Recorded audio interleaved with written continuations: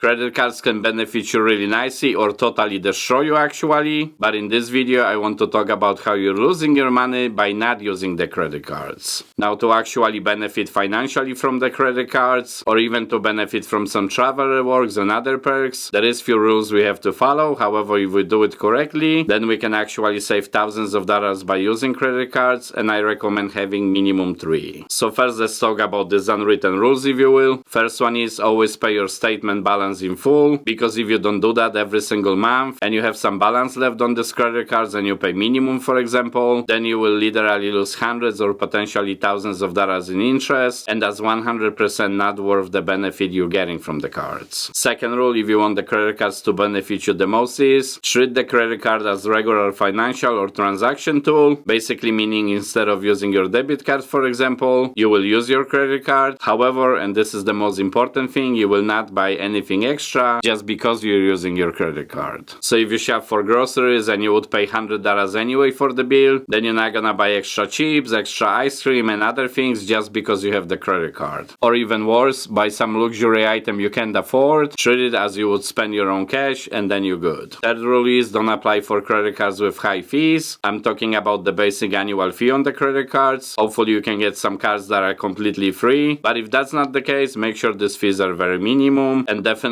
don't open credit cards that require you to pay hundreds of dollars a year, unless of course you have some highly profitable business, but if that's the case, I don't think you would be watching this video. And another thing is have minimum 2 to 3 credit cards, because then your financial benefit will be even higher, and I'm gonna explain this in a second.